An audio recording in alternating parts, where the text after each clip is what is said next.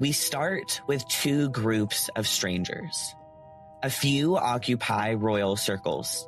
Some of them live a day-to-day life like any other. And then there are those who keep to the shadows. Despite their differences, these strangers must learn to use each other's strengths to push forward. A murderer on the loose, a thief captured. How will they connect all the threads to learn what's really going on? And what other secrets will be revealed as these two teams navigate the chaos unfolding right in front of them? Each of them gets closer and closer toward the truth with every day that passes. But this journey will not be easy.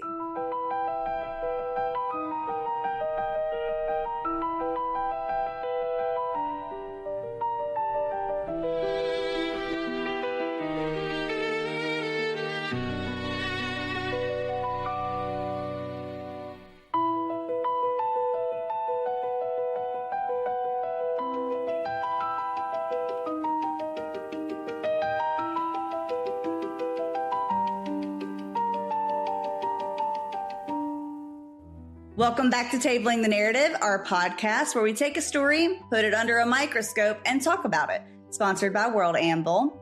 We're your hosts. I'm Jen. And I'm Sage. And in this episode, we are reviewing the most recent sessions of Oathfyre.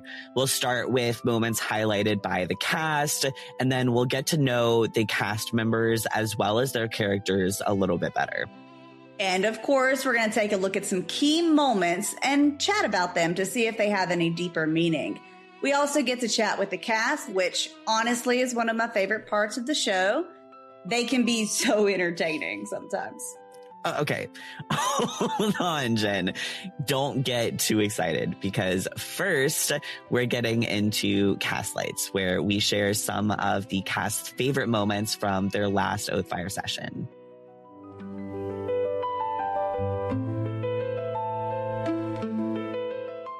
All right, so the very first cast light that we're going to show you is actually a little moment for Team One's session where we're all kind of drinking tea with Hal's character, Halim. Hal has made his way into the pantry.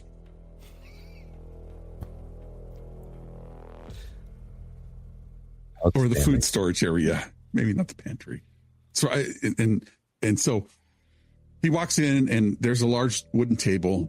And on that table, there are utensils, some bowls, maybe some foodstuffs, or stuff that was left over that may have to go out in the morning since it's so late at night. And to his, there's an open door to the right, and that Hal thinks it leads to the kitchen. And so he's going to just mosey on across the room, look, see if it's processed or organic, and be like, okay. And he'll make his way around the table and take inventory of what he sees and poke his head into the kitchen to see if there's anything maybe boiling on the stove. So I think Hal's going to start going through. He's going to walk back into the pantry and he's going to start opening cabinets of cupboards. And he's looking for some kind of tea that he can brew here for him and his friends who have just raced across the bay water and were nearly harassed by the guards of the city. So he wants to cook a nice tea. And I guess maybe he's getting some tea and then his stomach growls and he's like, oh, I wonder what else I can cook up. And he looks around for some more pots and he just starts boiling some vegetables and adding some stuff in there. And he pulls some what looks like dirt out of his pocket and he puts it into the tea and he starts boiling it. If there's smells coming out of the kitchen, Shurian will put down his journal and realize that he's ravenous. And before he goes into the kitchen, he's going to stop Captain Bugman and wake him up. You're probably hungry, aren't you? Yes. And actually, I'd like to wake up everybody, or find everybody, because I can smell what Halim is cooking up. So I'd like to go into the library area if I saw M, and very deferentially, very slowly. Like 6'4", like lumbering guy in armor. M, excuse me, I don't want to interrupt you, but do you need sustenance? I'm startled. And as you do this, Issa walks up behind you and says, Well, Lord Rashari, please make yourself at home if you care to. What are you cooking, after all? and you start looking over your shoulder at the dirt floating in your pot. In my tea.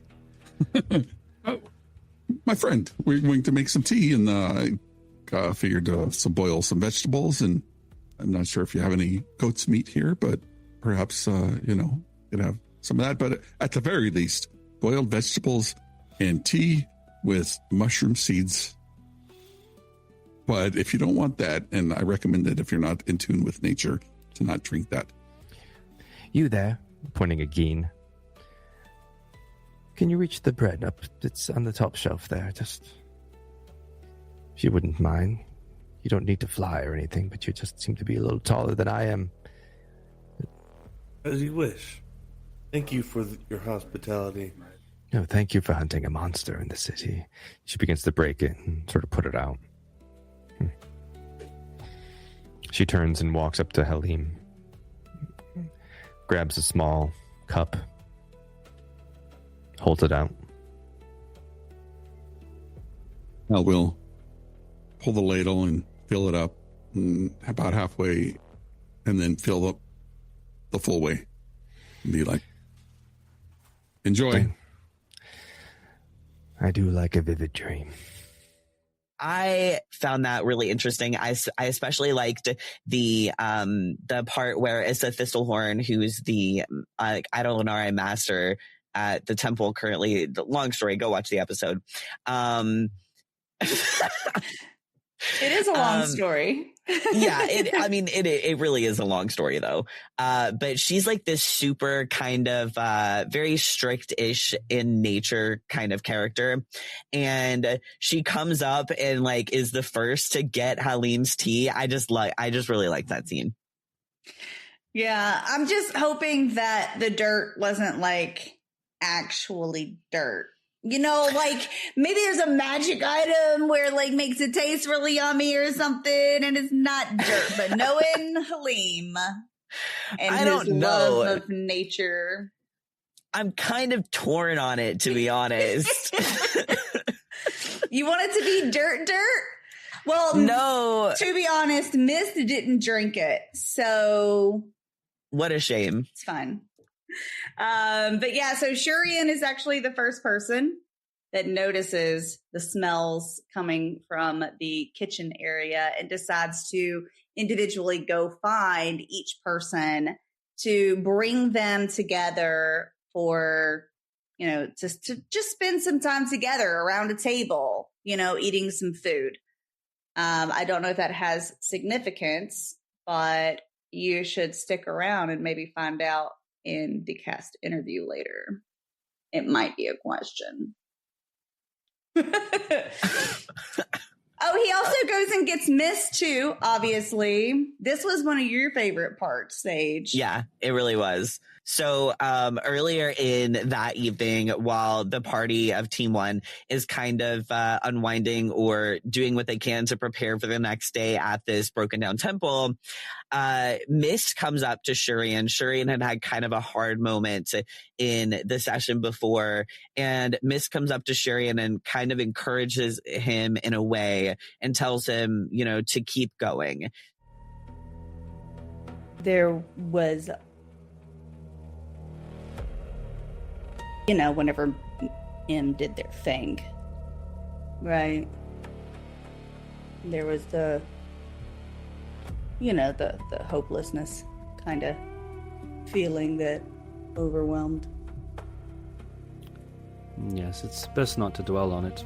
Wouldn't you agree? Oh, I agree completely. In fact, I kind of wanted to recommend something to the You have prince? a recommendation, do you? Yeah. I know it's I'm crazy always open to to those. recommend something Please. to the prince.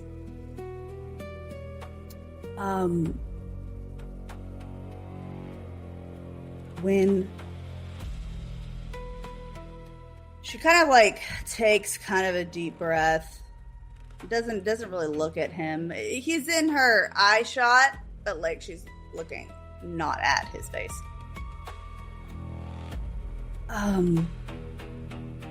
When you are ruler of your kingdom,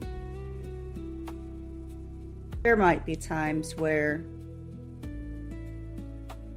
the hopelessness can be overwhelming. I recommend pushing forward anyways. You kind of didn't earlier. I've kind of had some practice at it, but you'll have all of your people relying on you. So, practicing, the pushing forward in those moments now might be good. He puts his pen down. That is not what I expected to hear from you, but it is welcome. What did you expect to hear? A lecture about sacrificing that innocent who was being harassed by the police that were looking for us. That's what my advisors in Corvallis would have said, but is not what you said now.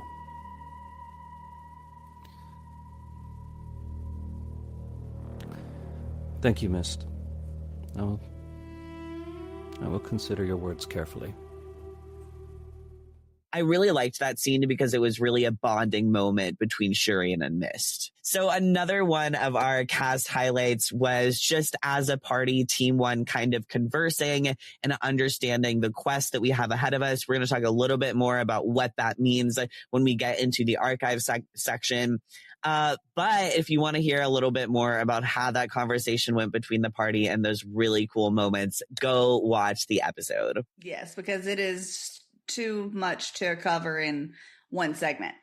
But the last cast light from Team 1 is the cliffhanger at the very end, where Hal describes the scene. In this moment, Halim, describe to me what you see in this cavern before you.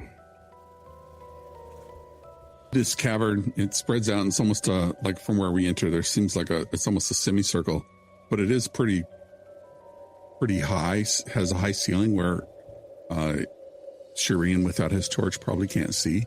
And then in the middle of this room, there are piles of semi-eaten bodies and these little, well, not little worms, large worms are crawling around them. And you can hear the yummo.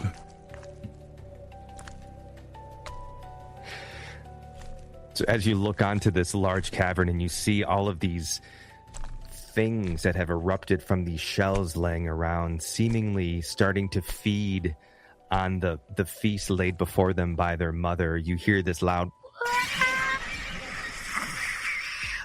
as you look to the high point in the center of the cavern, and you see the mother watching her babies feed, notice you. And in that moment, you realize you have gone from hunters to hunted. Hal, I am so upset with you. I'm just saying. Okay, this could have been so much easier, and now it might be a TPK. I'm just saying. We all clearly said 2 kills and 2 days to grow. It hasn't been 2 days, Hal. It was 1. Okay, Anyways. So basically, we're blaming Hal if we all die. 100%. We are. I don't know about everybody else, but we are. Anyways. Understood. Yeah, so basically the description was that all the people that might have still been alive were eaten, and the eggs have hatched. So yeah. Moving on to a little bit of Team 2's kind of highlights, we have Team 2 who is actually kind of orchestrating a literal prison break from the Imperium to break out the person who supposedly actually stole the scroll of Galdrathar. Ballo and Meadowlark end up getting into the Imperium. They have this farce of pretending to have like doctored or made a cane for him or something. Yeah. They end up talking to this dwarven king. Can I help you?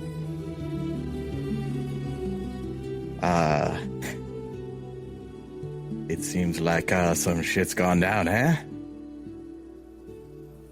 He recognizes your voice. And I'll stand straight up. I'm Ballo, is that you?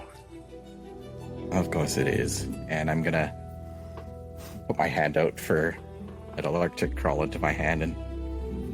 Meadowlark hops down and stands up as a full Furbolg form, cracking their neck.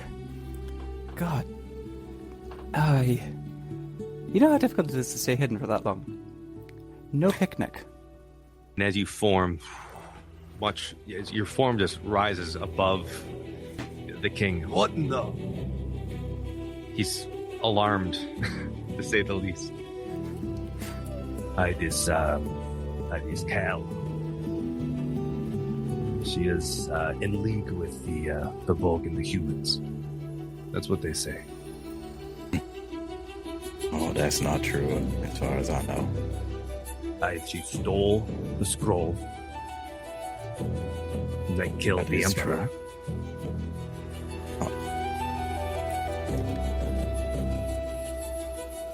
I would honestly question whether she stole the scroll as part of that, or she stole the scroll to keep it away from the people who had killed the Emperor. Or who were planning to, because it would probably behoove them more to have it themselves rather than have some poor provost running halfway across this god-awful city on her own with no real way of protecting herself, with no plan. Doesn't seem as well organized as an assassination attempt upon a important person. Give me a presence roll. I am going to spend a hope to add an experience disarming enthusiasm. If that's all right. Absolutely. I'm gonna use Eloquent to help an ally without spending hope. Ooh, okay. So this is a help an ally without the hope, so you can add 1d6 to your roll. The DC for this remains at 15. Let's see how this goes now.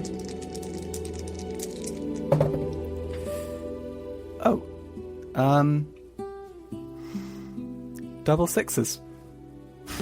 Nice. Whoops. Just as a reminder for our viewers, the last time Meadowlark had a critical success, Somebody died. someone lost their head. All right. Describe to me how you just eloquently and beautifully charm and convince this king that what you say is true. Honestly, I think it's on the opposite. Meadowlark has a god-awful headache. This place is disconcerting to her. The way that magic warps through this area, and the way that this place is basically built of bent force and hard stone and metal and nothing natural about it. She is peeved. They have been trying to hide in Ballow's clothing for a while, which is still quite a lot of heat and pressure, and everything is getting to be rather a lot. So they are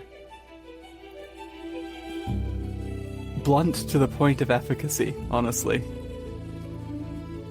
The lack of an attempt to try and mask anything is honestly, I think, their greatest friend here.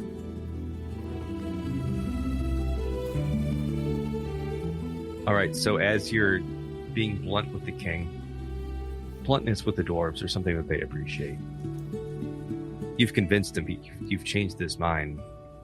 He trusts Ballo completely. And Ballo knows that he does not trust the Dracona. Dude is just kind of like, yeah, well, okay. I know, right? He just kind of helps out. He'd like fully trust, Ballo, right? Completely. Like this creature pops out, is big. He's startled, but doesn't call for help, probably because, it's just, and then he's even helping with the ruse on the way out. Like, I'm just saying. Yeah. Yeah. It's honestly, convenient. Very key person in making sure that the jailbreak happens. So when they leave, they end up coming out. They're talking a little bit loudly, and this NPC approaches them and is like, hey, you guys are kind of talking really loud and being obvious about this literal prison break. We're going to talk a little bit more about this scene later in the scene study. So our last cast light for Team 2 has to do with whenever Lev and Meadowlark were in the inn.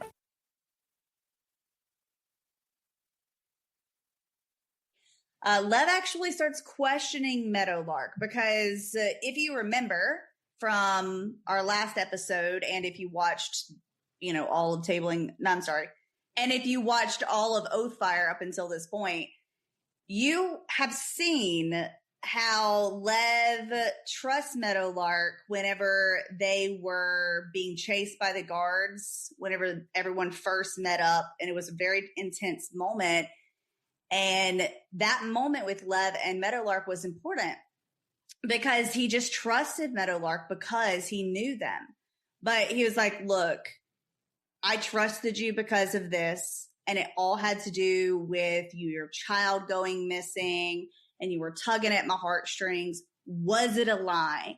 And there was one moment where he says something along the lines of he doesn't want to risk everything for a lie. I really like that we are seeing a couple of these moments where we have some bonding between Team 1 and some bonding within Team 2. I'm just really enjoying seeing how the characters kind of and the party just kind of comes together. Like we said again in the opening, like they're not friends. Most of these people have no idea who each other are. They don't really know each other. But so it's really cool to see these characters slowly be forming a relationship and what could hopefully be a friendship. I love getting to take a second look at all of the favorite moments of all the members of Oathfyre. Yeah, me too. So I always wonder why cast members choose these specific moments. And this is actually one of the reasons I'm looking forward to our new segment, Character Development, where we get to know the cast. I'm pretty excited about it as well. We also get to know a little bit more about the characters. I love figuring out why a character thinks the way that they do.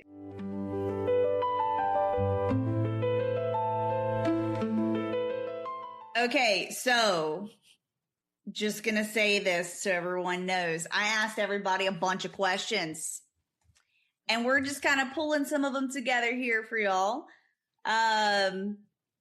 And I am excited about my part. I love comparisons. Okay. I love it. I don't know why. I like to see if there's similarities or if it's completely different. I don't know. It's part of one of my favorite things. No, so it just makes sense to me. Yeah. Okay. So we picked a couple people from each team, and we also asked the ghosts some questions along with a couple of NPCs. So we're starting with Team 1, and we're going to talk about Hal and Halim. For Hal, we're going to talk about favorite morning beverage. Hal's favorite morning beverage is the Bloody Mary. Yeah, likes a Bloody Mary there. Interesting choice for a favorite morning beverage. Is this an every morning beverage or like just the weekends? What are we talking about, Hal? Yeah, Hal, should we be concerned about this? I mean, we did ask favorite morning beverage. We didn't ask if it's like their most common morning beverage, right? Like we didn't ask that. But Halim's favorite morning beverage is tea. Very, very, very different from a Bloody Mary. I wonder if Halim's even had like alcoholic beverages. Surely he has, given his past. Yeah, there's no way he hasn't, for sure. Yeah. Well, I mean, he could have had access to it and not partaken. So, I mean, you know. Yeah, of course, with the whole like keeping up appearances and all of these soirees. I think the contrast there is so funny. All right, so on to the second cast member we chose from Team 1, Fargrim. And we asked him about him and his character, Geen. Are you a good cook? And Fargrim says that he's a pretty good cook. I know that Fargrim does a really good job of taking care of his family, and cooking is one of those things that he does for his family. So I'm pretty certain that he probably is a better cook than pretty good. Fargrim, we need proof. Okay, as far as Geen goes, in which we can never have proof for, not really. He's not really a good cook, which kind of makes sense because he's like a pirate, you know, doesn't really need to be a good cook. He has a chef on his boat, like on his ship. We have another question for Geen, which is what little luxury does your character treat themselves to? I don't necessarily consider this as a luxury, but this is how Farkram answered. He said, taking care of Juice, they have a very deep bond since escaping the circus. So a little bit of background here. Juice is a giant beetle who is kind of, I wouldn't even say a pet, but a companion to Farkram's character, Geen. And they formed their relationship. They were kind of trapped and working through this circus. And we'll talk actually a bit about that in scene study later. Okay, so moving on to team 2. We started with Christy, who plays Raina.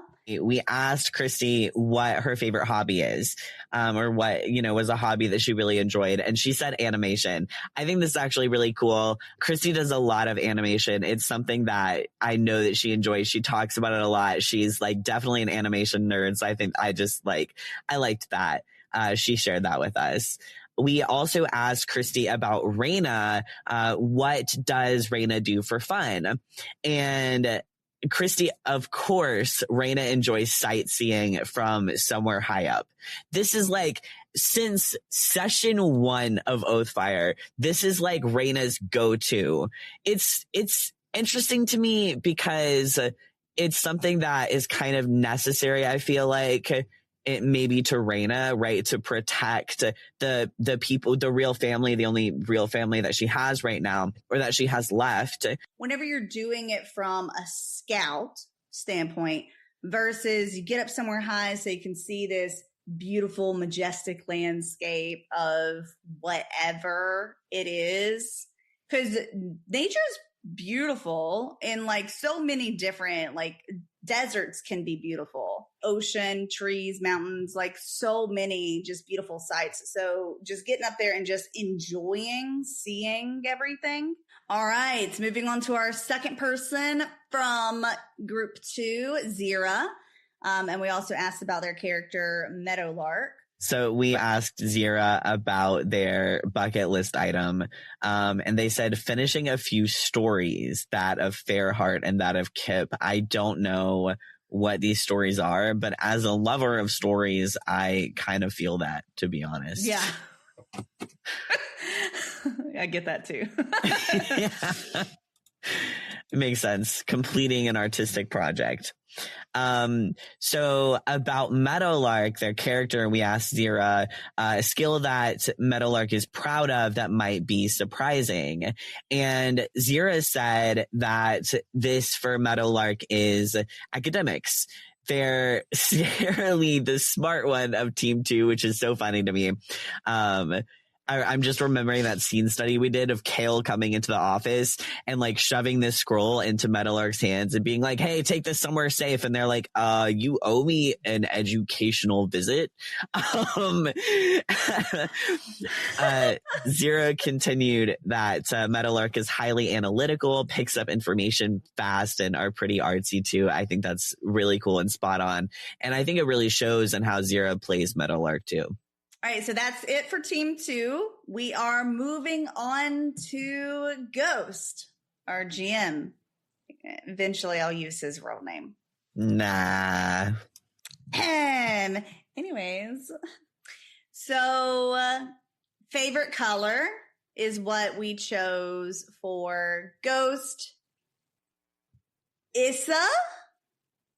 Is that correct? Yes. Yeah, I did it! And Bash. Okay, so this is what Ghost wrote for his favorite color. Blue. No. Green. Blue-green? Teal. So that's what he wrote. I hope that I did your internal Ghost voice justice. I guess that makes sense. It's whatever. It's the color of his little ghosty guy, probably. Issa? Yes. Okay.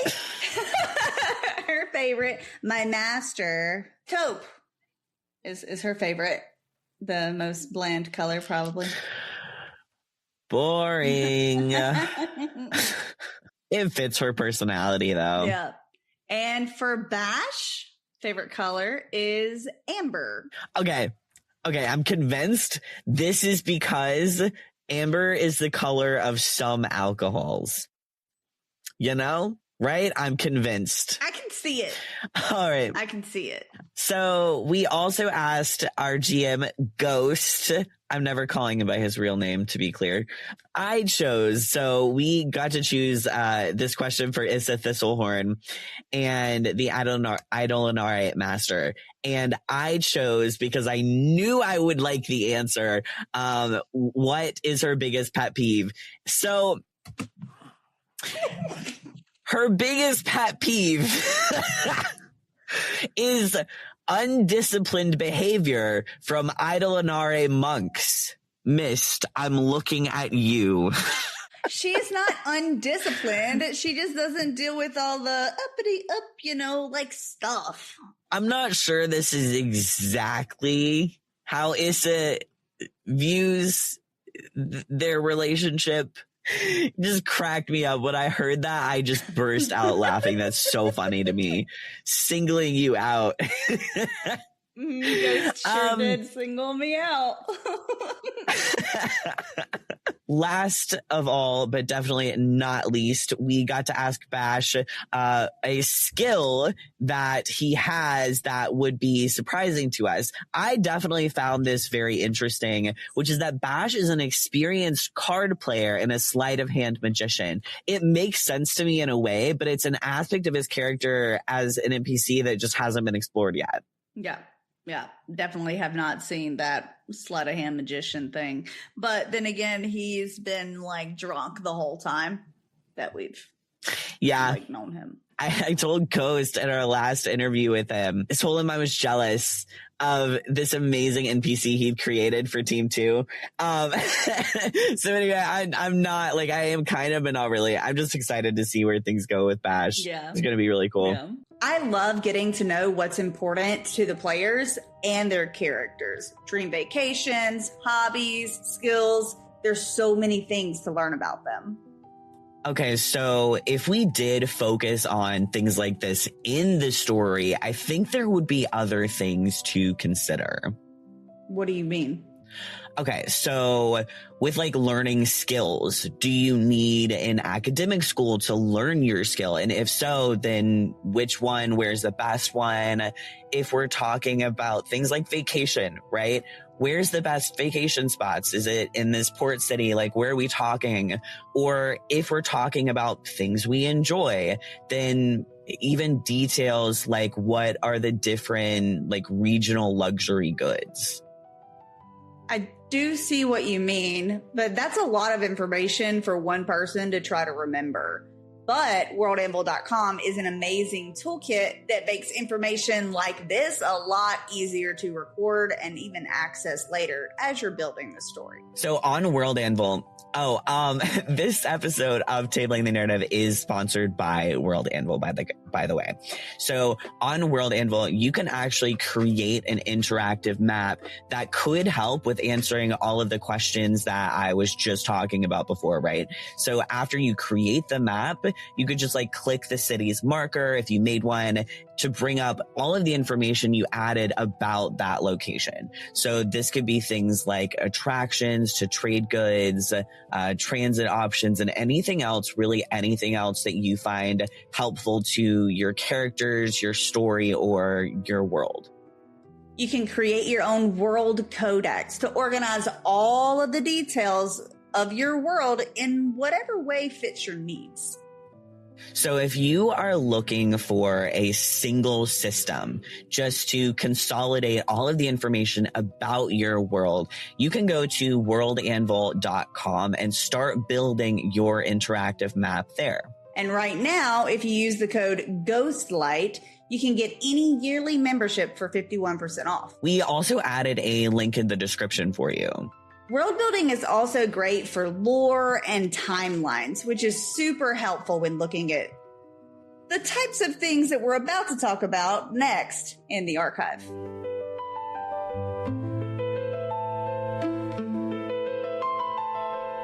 Okay, so the first item in the archive that I really want to discuss is about the Thrinkai.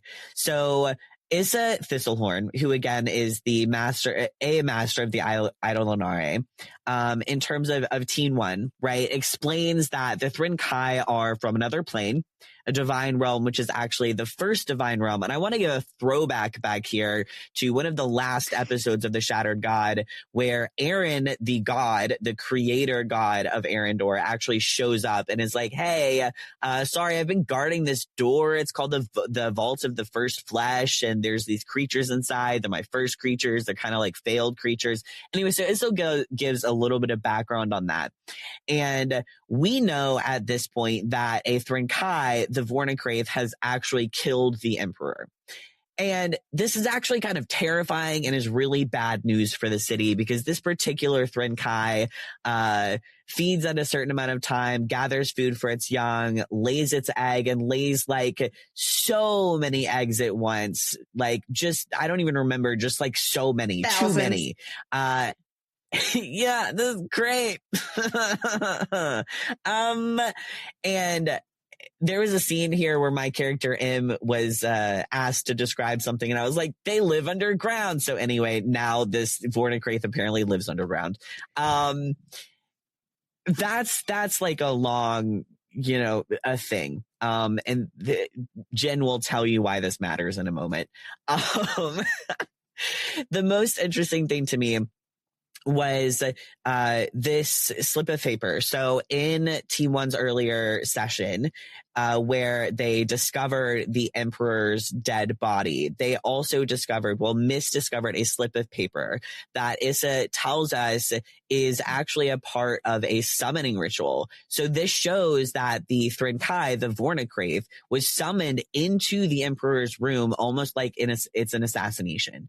And she doesn't know how anyone can actually use a Vornicraith in a way. It's kind of beyond her knowledge, is what she says. And what she concludes is that someone wanted the Emperor dead, and this is how they chose to do it with the Vornicraith. She also mentioned something about, this might help you clear your names, but also to kind of tells us to look for connections to the Accords and to the beast, the Emperor's death, and all of that other stuff. I found this whole thing and all of this information pretty interesting. I know that was a lot at once, and I was talking very quickly, but I thought there was just so many tie-ins here. So, Jen, you want to tell us why the feeding patterns of the Vornicraith is important?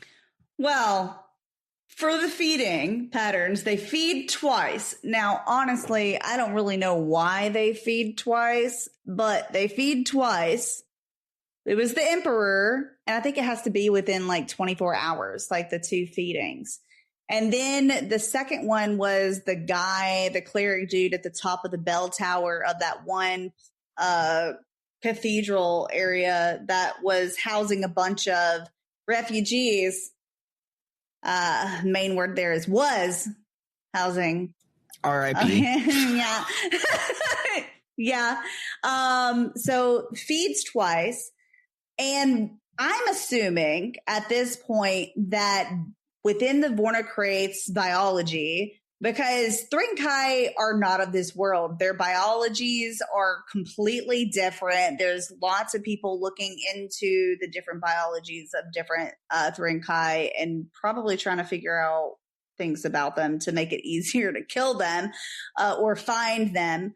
So a lot of people are probably looking into the different biologies of them. But this one, once it feeds twice, I'm assuming that's whenever the process of being able to lay the eggs happens.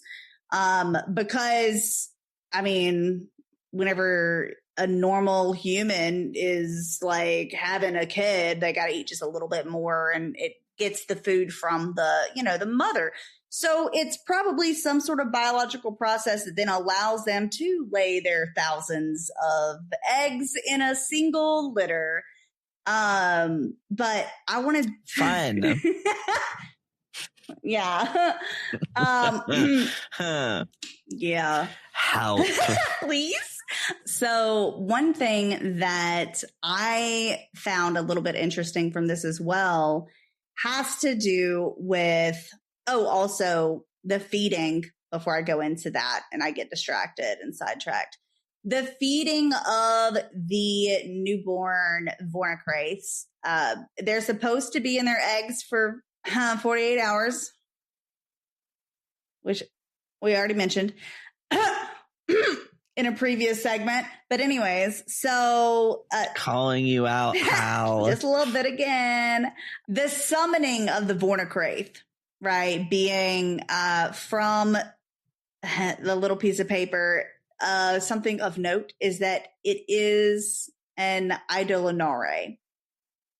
That is extremely important. Okay, so whoever summoned this Vornacraith speaks and writes Idolonare, and it was used in the summoning ritual. So there is a spy of sorts, or backstabber, traitor, whatever you want to call them, within the Idolonare. And also, I just want to say, if you're trying to plan an assassination attempt, that is not this person's only plan. It's not. Because why in the world would you choose a Vornacraith if you just wanted one to be assassinated? Because this creature is going to kill two and then breed, and then all of those creatures are going to kill everybody in the city. Like, the entire area is in danger. So this is a really good point. I feel like whoever is behind it might be after probably one of this could have been a little bit in scene study, maybe, but archive possibilities of the future, maybe. Is looking into why this was chosen, what they wanted from everybody in here dying, which could be maybe all those, relics. Speaking of relics. Okay, so when Ballo and Meadowlark go into the Imperium to meet with the King of Dwarves in secret, before they leave, the King of the Dwarves gives Ballo what's called an infinity bag. And this was like basically the king's purse, apparently, but it had a specific, maybe not a relic, but a divine item inside. I think there are some really powerful divine items out there. I don't trust any of this, and I'm really curious and kind of wary to see how it all comes together and how these divine items play a part in our story. Fingers crossed. Yeah, and for me, one of the things about the Emperor being the one requesting these items from all of these kingdoms is we don't know if the idea actually came from the Emperor. We know that the Emperor is the one asking for it, but it could have been the second in command, which might have been the murderer of it all, right? So, like, what does he want with them? Like, because the Emperor's dead. The Emperor's doing nothing with those items. So he's not really a threat, right now. But yeah, so I don't know what's going to happen with these items either. And I want to know what the plan for them was. Hopefully we'll find out and we'll be able to add another segment of the archive all about that. For the record, I'm losing my mind because there's so many strings and threads here. We have Kale supposedly stealing the scroll of Kaldrathar. There's this whole plot with the Gilded Saints trying to get it into the right hands, hide it, protect it. We have the Emperor dead, Biathrin Kai that an Idolonare summoned. We have these relics or these divine items at least coming into play. We have so many things behind the scenes, like who are these things related? Did the Archmage of the Imperium actually kill the Emperor? Was he involved? Like, who's guilty? Who's not? How do we clear our names? Like, I'm losing my mind over here. Anyway. Worldanvil.com could help with that. You're right, though. So, like I mentioned, there's really so much information here about this specific Thingcry on top of these items of divinity popping up everywhere and a million other things that we couldn't even put in this archive segment if we wanted to. I know, right? And I'm not sure if we're going to make it through the fight with the Thingcry. Yeah, I'm also not sure. I mean, I hope so. And Team 2 also has a battle on their hands for sure. Plus, we also don't know when those divine items are going to come into the picture. We have no idea. I wonder how everyone else is feeling about our odds. Okay, well, why don't we ask them in our next segment? We're going to head straight under the table to chat with a couple of members of our cast.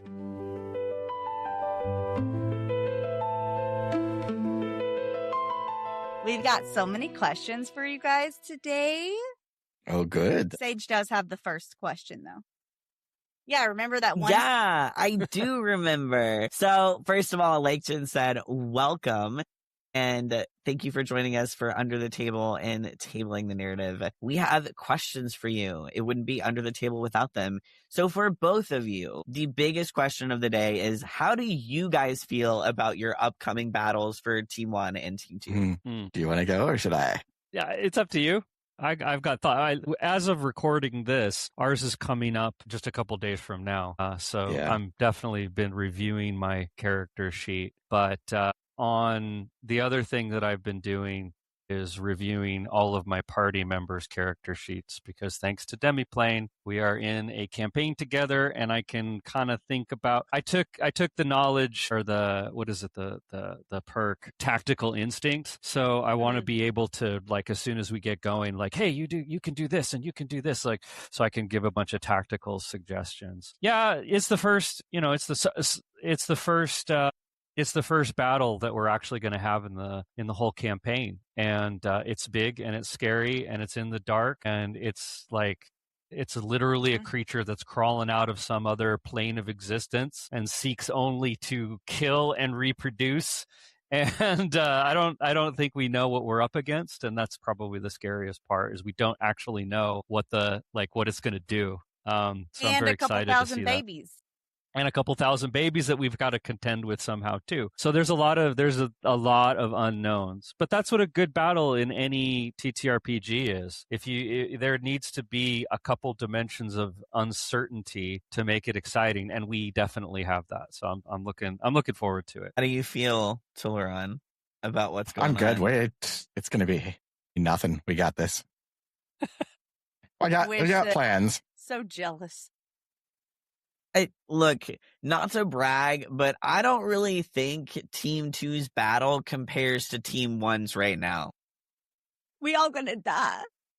I mean, we got a bunch of robots and a jailer guy in crazy armor and stuff. Yeah, nothing. Yeah, I got some robot-y things. Yeah, we got a plan. Have you been reviewing your stuff too? I've been reviewing my stuff. I'm not looking at anybody else's because I kind of want it to be a surprise. So I don't know what anybody else's abilities are. I don't know. Yeah. And there's a couple classes, I haven't really looked into the ranger too much, so I don't even know what she has. It's interesting that there are character class overlaps. Like Team 1 has a guardian, and Team 2 has a guardian, and there's a ranger and a druid.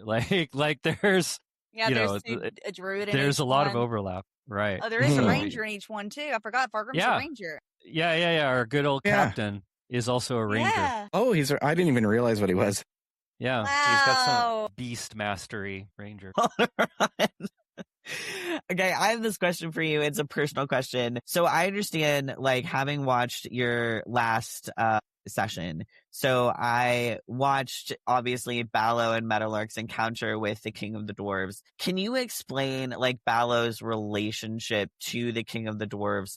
As a representative, what is his function and association with the King? So Ballo has spent the last, 20 years, basically since the Shattering, living with the dwarves. I'm not going to get too deep into the why, but basically things were going bad already. Then the Shattering happened, and it hit their region pretty hard. That's why they didn't come up and help during the big battle, is because they were pretty devastated. Basically, one of the king's advisors, he kind of took Ballo in to help him, and then to have Ballo help out with what all was going on, then kind of took him on as a protege. And it was originally going to train to become the replacement. Then when these Accords started the planning for these accords started happening, they realized they'll need a representative on the council. So that's what Ballo is going to do instead, is once the agreement happens, he would become the representative for the Elgara on the council. So he wants this to happen so he has a nice cushy job where he can travel a lot.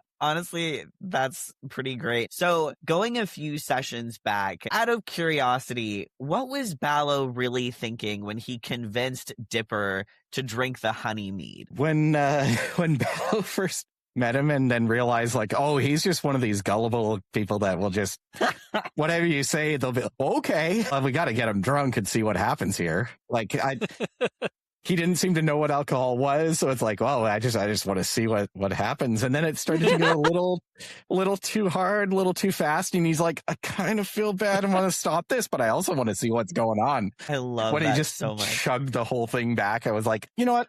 I'm just going to let it go. It already happened, right? Yep. Okay. I do think you conveyed that pretty well during those scenes in that episode, but I needed to hear it firsthand. Yeah.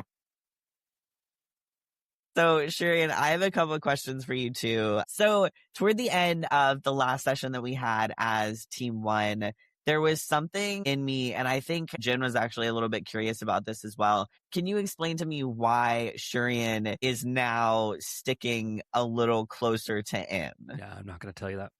Okay. No, I honestly didn't think you were going to answer that question. Yeah, no but way. I figure it'll come out soon enough. Yeah, it'll come out. It'll come out. Yeah. So on the note of relationships, I really enjoyed the scene where Mist is coming to tell Shurian after the spectral mist ability, Shurian kind of had this moment of hopelessness, and Mist, after they settled in the temple, comes to Shurian and just encourages him to keep going.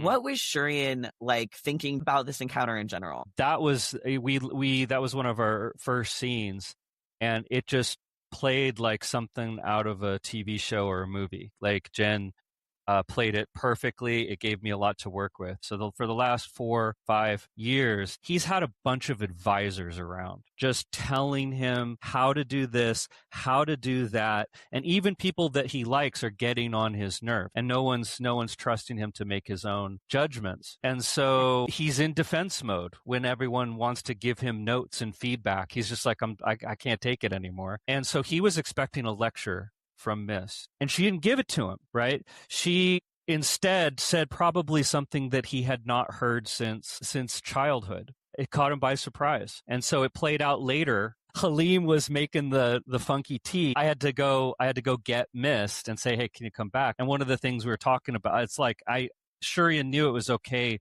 to just, tell her, like, you can knock off the formality when it's just us. Like, because he could see he's starting to understand who she is, and that was something that was actually really subtle and powerful from Shurian's point of view. Even though it was kind of a basic scene, it actually meant a lot for a number of reasons. So yeah, Jen, thank you for that. Like, it was a great scene, both of them.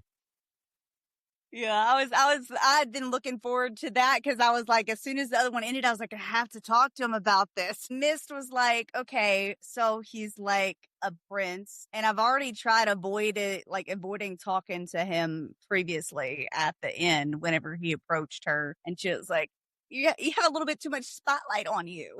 So we're just gonna step back here. She didn't really know how to talk to a prince necessarily, but she still had her duty is basically to protect the world. And it's a pretty heavy duty. And she knows that he has the duty of representing and protecting his kingdom and every person in it. So she knew that he needed to grow in that area. Like, there's going to be times where, you're down, but you have to keep going. That's what was going through her mind at that time. But, Very good. So on the topic of Shurian, I want to understand Shurian's psychology a little bit better, because in this situation, Shurian is a prince.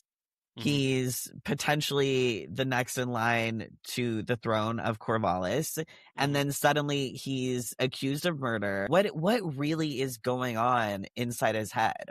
So the thing to remember with Shurian is that he was not born a prince. He did not know he was a prince. He was born into the nobility, but he was like the third son of a remote baron. He knew that his position in life was basically to be a knight in his brother's keep for the rest of his life. And he was okay with that. And the Corvallis has, of course, a military academy, and so he had to go there. And while he was there, one of his final training missions, there was an incident where his whole group was attacked, and he was the only survivor. And that when he got back, he was never the same. That's when he came back to the keep. He's having problems for a year or so with, drinking every night. But like I always said, Shurian always wakes up early for sword practice. And then Emily Pond shows up and says, "Oh, by the way, you're actually the son of the king."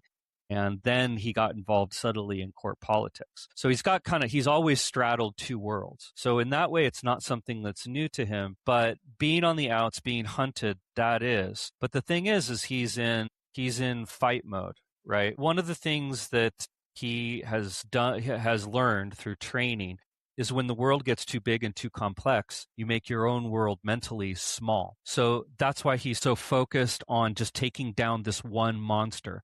Because out of all the complexities of everything going on, that's the one thing he can easily understand. That's the one thing that he doesn't have to process. It's a big, scary monster that's going to kill people if they don't take it down. Everything else, whatever will be, or he'll have to deal with it later. But it's all about, keeping his head just on one thing. Because if he starts thinking about everything all at the same time, he'll, Actually, there's this perverse part of him that really enjoys this because it's something that's very clear. Yeah. Psychologically. I think all of that makes really good sense. I love that you have that in-depth understanding of Shurian. I'm starting with Teleron. So from, I believe, the first or second-ish episode, whenever you met Dipper, and Dipper mentioned that you seemed familiar. What was your initial reaction to, him saying that? Did you have what was going on in the brain? Me or Bella? Well, they did not specify which person, so you can tell us both. Me? I know exactly what's going on. Ballo? No clue. This guy drunk off mead maybe recognizes me? Okay. Yeah. I'm pretty recognizable. The big orc wearing fancy, colorful clothing with a big whip.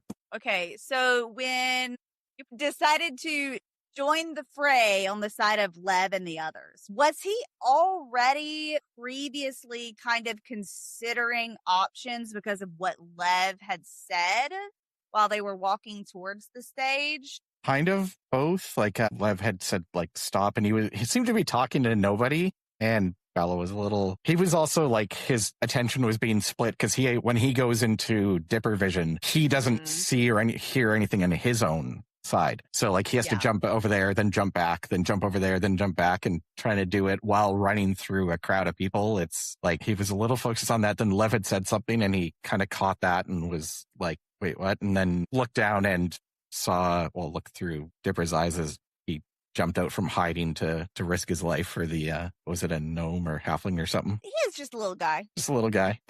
And Dipper's an elf. So the height difference, obviously, there's no mistaking. Yeah, he has a similar colored hair, but there's 3 feet difference?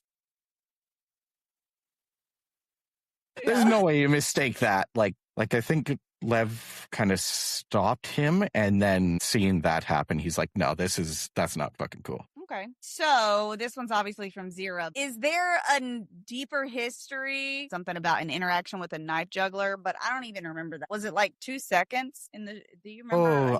When it was pretty early into getting to the festival, and there's what do you call it? A lizard folk who was doing fire sword swallowing or something like that. Mm-hmm. I went over to watch him. Did change form or to change the vision of myself to go over and watch him, and then threw him a coin. Well, maybe it was why did you change your vision of yourself just to go listen or watch somebody and then give them a coin? You don't know. Is there a reason behind that? There's a reason behind everything. Are you willing to share the reason behind that? No. Not yet. No. I love it so much. Okay. Also, it's something that will definitely come out. I'm excited. Maybe next time we bring you on here if it's revealed. I will say when the very first like introduction to Ballo and he was standing on the like up in the not castle, the palace, looking over the city and seeing the big circus tents, like immediately I was like, oh right, he's already going into this. Kind of like how we put the little girl there for Dar in the first episode. Yeah. I'm just gonna say that was specifically there. Okay, interesting. I want to learn more about the backstory. No, we only kind of talked about it, but like Shurian and Ballo have had some right. Like we hang out here and there, like because there have been dealings between the dwarves and the humans, Corvallis, and I think Ballo's kind of saw this kid get like pulled into this thing that he wasn't, most people who have going into like something like that, they've been training their whole lives and he sees this, kid brought in with it was over his head. So he just tries to, whenever they do have any kind of meetings afterwards, he just tries to bring some levity and like joy to his life and to have some fun. And like, it's not all about like the focus on this thing. It's let's get out and have some drinks and that's right. Calm your nerves a bit. Yeah, I love that you said that. Cute. Yeah, because for Shurian, it's the exact opposite. Like Ballo is like everything that he has the life that Shurian wishes he could have. Like he gets to kind of travel around and kind of get into these adventures and see all these people, learn all these stories, and even though he is a person of like sort of significance in his world, he still kind of has this carefree kind of life, or at least it looks that way to Shurian. And so that's what attracted him immediately to just wanting to form a bond with this person. This is like if I'm gonna be trapped in this like Corvallian court intrigue for the rest of my life, at least Ballo is out there having a good time doing his thing. So I'm really looking forward. Hang out. Yeah, I'm really looking forward to when we can actually get to talk to each other again. Yeah. If we survive the next combat. Yeah. I know before the meeting, like Ballo could see you just like getting frustrated with your advisors and everybody trying to tell you what to do. And he's like, you need a fucking drink. He did. Goodbye. Yes, thank you both. Have a great night, y'all. Thank you. I am still really concerned about whether or not we're going to make it through the fight. I feel like it's still possible that it'll succeed, but we might even lose 2 people. But anyways, that's next session's problem. Next time on Tabling the Narrative, we'll see how both parties handle different combats. And if both parties survive, then we get to discuss what happens afterward. I mean, even if we don't, we'll still talk about it. But I think I'll be a little sadder. Yeah, it will be a little sadder. Anyways, thank you so much for joining us this week as we follow the story in Oathfyre. And we'll see you next time. Bye. Bye.